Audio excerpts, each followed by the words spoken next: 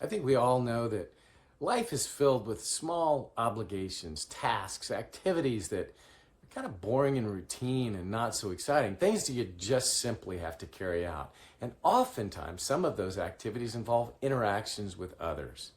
What if there was a way to take those interactions and make them exciting, something you really looked forward to, that challenged you, that left you with a feeling of accomplishment afterwards? That would be really profound. And I have found a way to do it, and I'm doing it through my newfound ability to speak Spanish. We're going to cover that in today's video.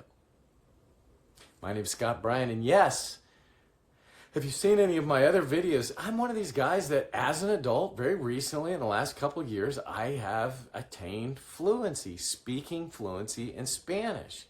And so I'm recording a few videos on the benefits of doing so. I have a lot of videos about a lot of things about this topic. I have a lot of passion around it. I feel like I've accomplished a great thing. And I'm recording a few videos that talk about just straight up unexpected benefits. Lo inesperado. Beneficios inesperados. Unexpected benefits. And this was absolutely one of them. And I'm going to get into some real life examples of things I do on an ongoing basis that just are game changers as a result of my ability now to speak Spanish. So let's jump right in.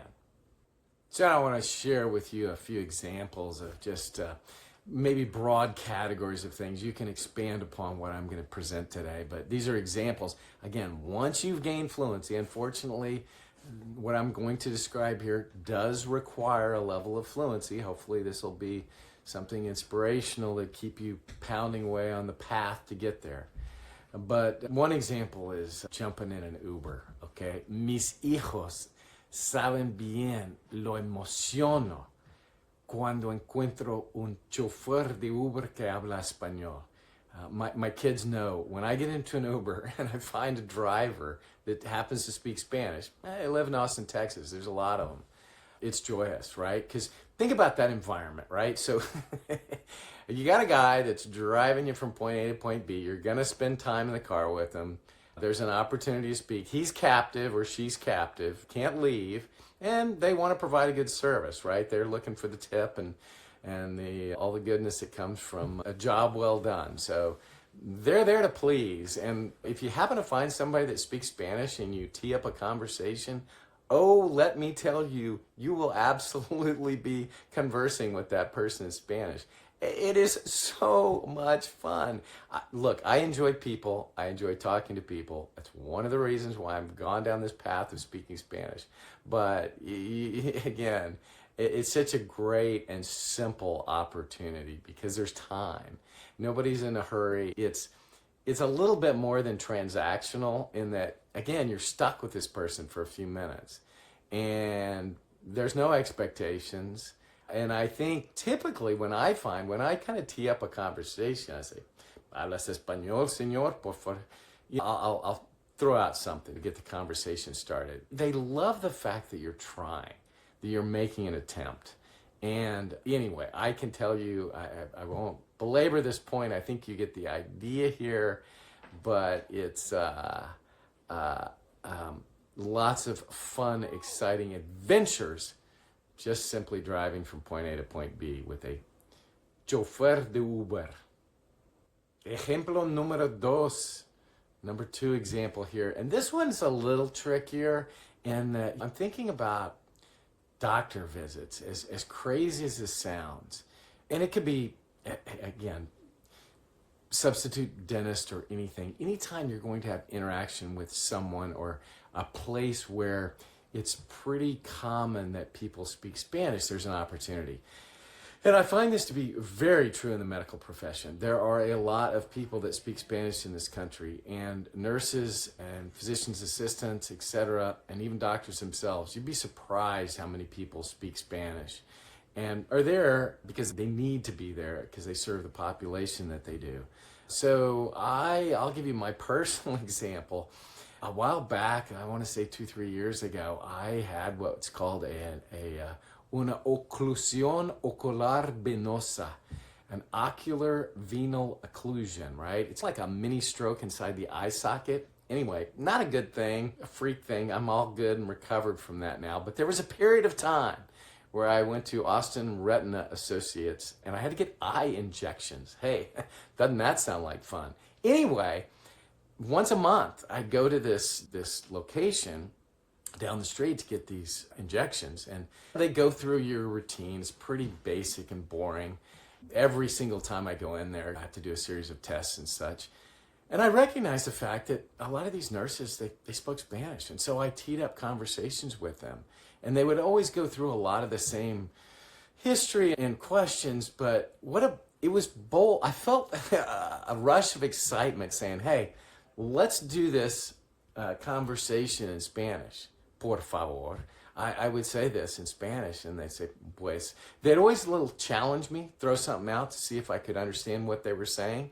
But when I did, they proceeded, and it just so much fun. That stupid little routine visit to the eye doctor was, I can't tell you how it was challenging. It was interesting. I was engaged and listening to every word. And I left the place thinking, wow, I did that. I spoke Spanish. I had an interaction. And it wasn't like, it was 5-10 minutes talking to somebody about things, and it's, wow, how cool is that, you know? Anyway, that substitute in your practitioner of choice or whatever that might be. Again, if I'm just going to the cash register to make a payment, you can try and speak a little Spanish, but that's transactional. There's nothing there.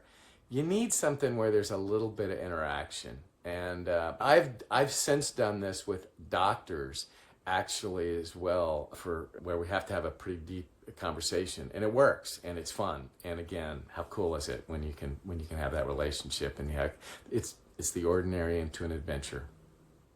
Y ejemplo número 3. Okay, so I'm going to go to the third example here, which is social engagement, interactions within social organizations, etc., where you find someone that you might have something in common with that speaks Spanish. Again, all of these examples I'm providing to you are things where you have an opportunity to really have dialogue.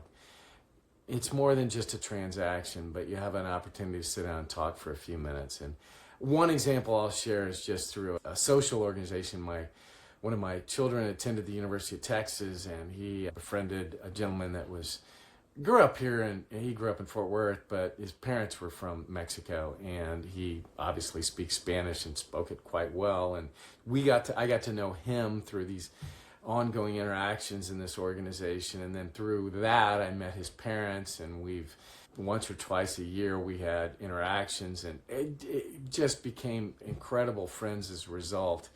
And it was so inspiring because he knew that I was trying to gain fluency in his native language. And he would sit down and be patient and speak to me at my level and encourage me, and just joyous. And I'll forever treasure that thing. And again, it all happened. This whole world that I have and this new friendship with this family that I believe I'll carry with me forever, all was a result of the fact that I could speak a little Spanish, right? I mean, again, these little social engagements, for a lot of people would be like an obligation. Oh, God, I got to go here. It's not that I don't know anybody, whatever. This opened up a world for me. If you hear me speaking, you probably know that, yeah, sure, I had a lot of other fun engagements at these things in addition to my friends that spoke Spanish, but so cool, so much fun. I'll forever treasure similar kind of interactions. And I'm going to point out in closing that, particularly these videos that I'm recording about some of the benefits, the lo inesperado, the unexpected benefits that I've gained, was that this was not the reason why I learned to speak Spanish. En absoluto, de ninguna manera. I did not pursue fluency to have these types of interactions, yet they were a result, an unexpected benefit, and super cool. And I'll leave you the other element is, think of this as hopefully something that would inspire you to keep you working toward the path to get there. Unfortunately, this is the kind of thing that really doesn't show up as a benefit until you reach the mountaintop. You got to be pretty close to gaining a real level of the depth of fluency to be able to realize this benefit. When you're, I mean, you can use at your discretion, but some of these things are a little tricky unless you have a really solid command of the language. But boy, you know, life, there's nothing black and white here, right? You just got to look for that little opportunity that presents itself when you can put yourself out there. And when you do, wow, super cool. I mean, last week I went and I had to get a new set of tires for my car. And I recognized this guy at the counter could speak Spanish. And always he looks at me as a gringo and says, this guy can't speak. There's no possible way he speaks Spanish. And I challenged him. And at the end of the day, all in Spanish, the whole damn thing. And so much fun, so much fun. So there you go. Otro beneficio de hablar español. Hope this has been helpful and possibly even inspiring to some of you. Thank you. Bye.